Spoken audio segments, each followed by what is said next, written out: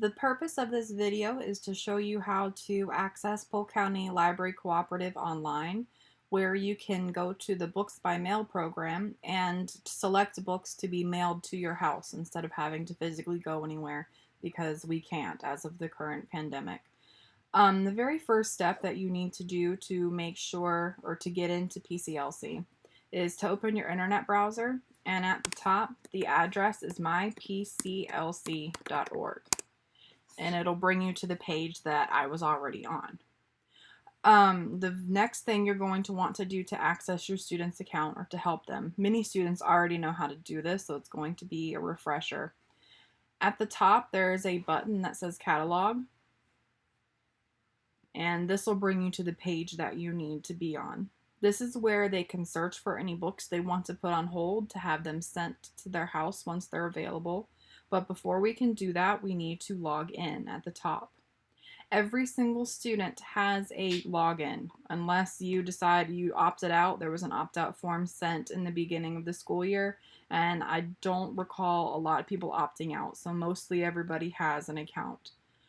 The way you log in is their student number for the barcode and for the PIN.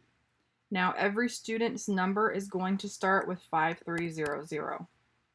And then it's their unique student code that you can find on their report cards. I believe you can find it when you log in to check in their grades. Or if you're not sure, you can email me or their homeroom teacher, and we'll give you their student ID if you're not sure. I'm going to be using the student ID of one of our teachers' kids who happens to be a student at our school, so I can show you what it looks like from the student side of things.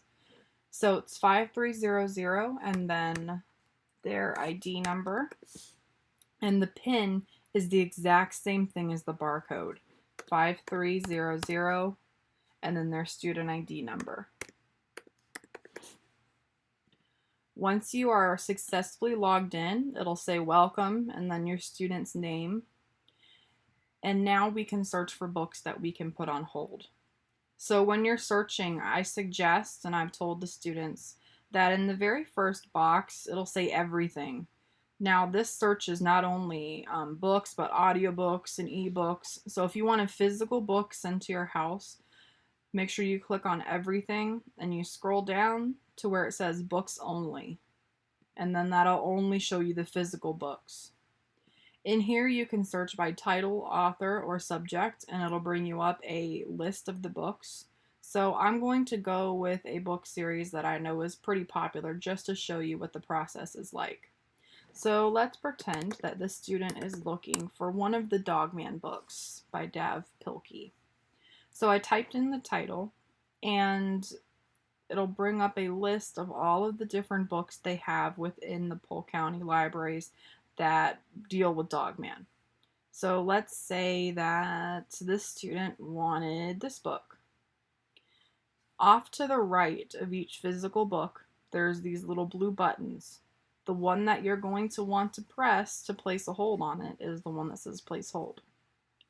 It'll automatically pop up with a window, and it'll have an option that says books by mail. It should automatically be selected. If it's not, you just got to click it and click books by mail. When you place hold, it'll say success, and what it's going to do is it's going to send it to the address that you have on record. I would suggest when you are logged in that you check to see that the address on record is correct, because they're going to try and send it to whatever one you have on here, and if you moved recently and haven't updated it with the school, it's going to have your old address. The way you can do that is at the top of the screen. There's a button that says My Account, and this has a couple of different tabs that has different information you will need. The first one is your personal information. This has your address. If this address is not correct, you will need to contact our front office, and the terminal operator will have to put in your new address, because the information in our school system communicates with the library's information, so they pull the addresses from the schools. There's no way to update it on here. So make sure that's correct, and if it is, then you're good to go. It'll send it to that address. The other tabs that you have up here is you have a tab that says checkouts. This student already has 2 books checked out. Um, as of now, or what it used to be, you could only have 3 checked out from Plus. They've now lifted that. You're allowed to have 10 checked out at a time. The next tab is holds. This is where you can see what books you have on hold. You're waiting for them to come in. Now, there's no way to tell how quickly these books will come in because it depends on if the person that has it out turns it in a timely manner, if it's not lost, and if the processing time of each individual library, because it can be pulled from any library in Polk County. So if we live in Winter Haven, then it's pulled all the way from Frostproof. It might take a while to get here. If you're noticing that a book is taking a very long time to get here and you're tired of kind of waiting for it, you can cancel holds. So this one that I just put on as an example, I'm going to go ahead and cancel it. There's a button to the left of it right there.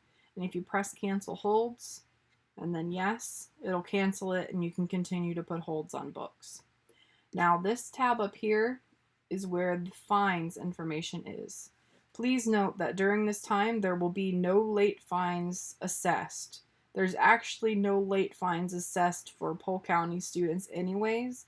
I believe it's only if they've completely lost a book that there's a fine assessed, but as of right now, there will be no fines, so you don't have to worry about that.